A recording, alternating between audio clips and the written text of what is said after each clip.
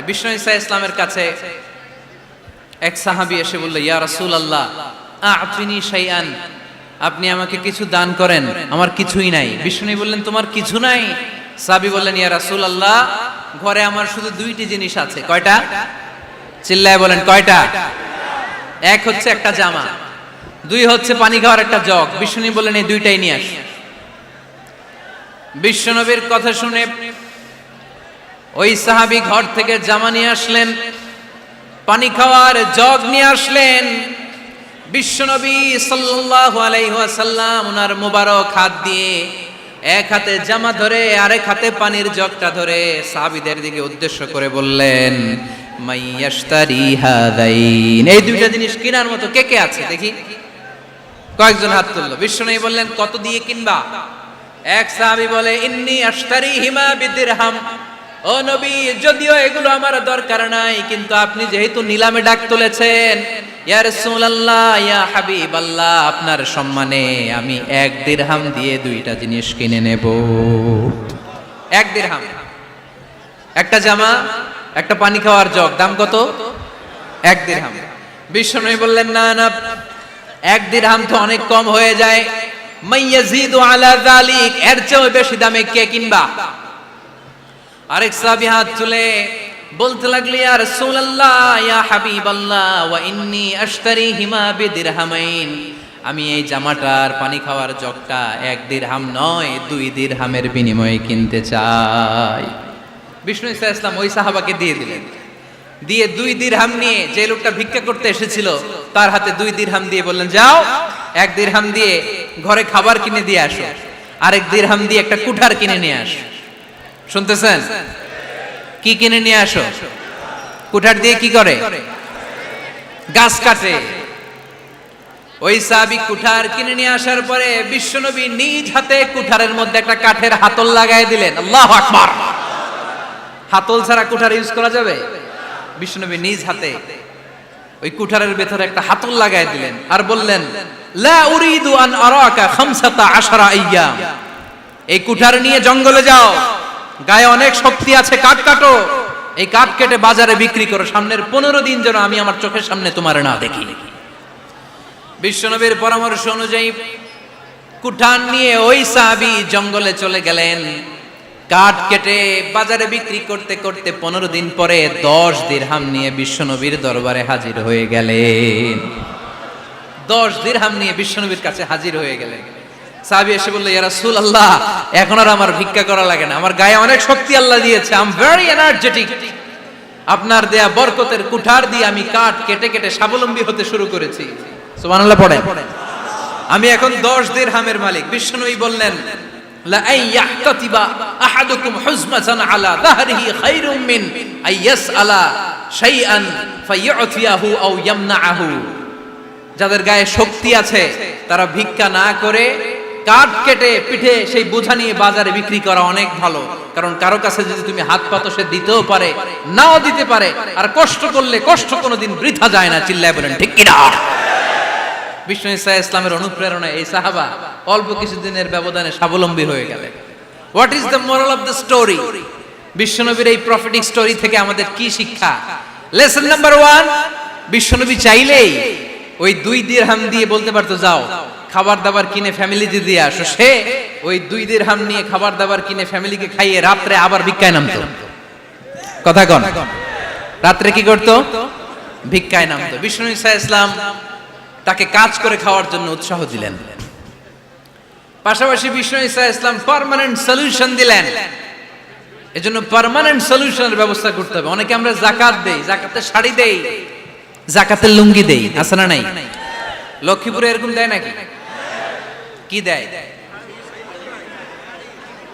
হ্যাঁ, গাড়ি, গাড়ি দেয়, শাড়ি না।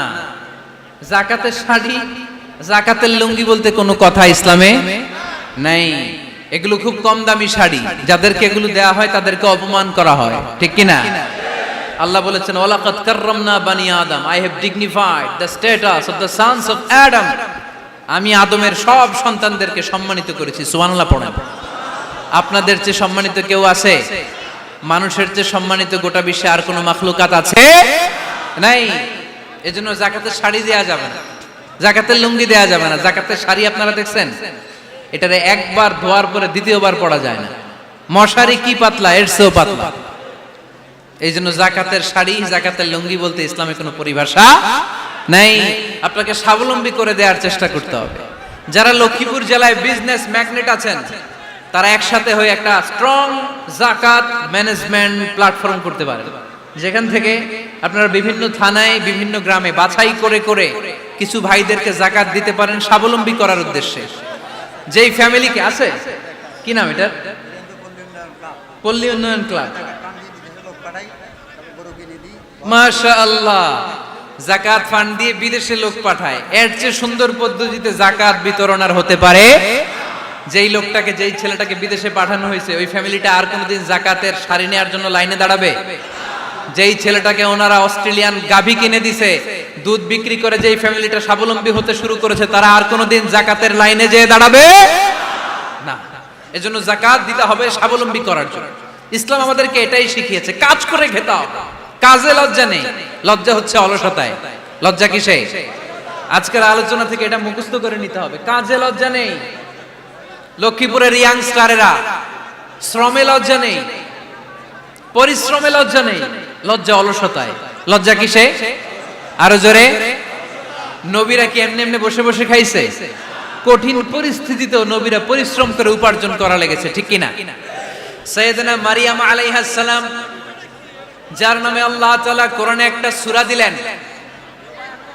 উনি পৃথিবীতে এমন একজন মহিয়সী নারী, যেই নারীর গর্ভে, যেই নারীর পেটের ভেতরে স্বামীর স্পর্শ ছাড়া সন্তান দিয়েছে কে?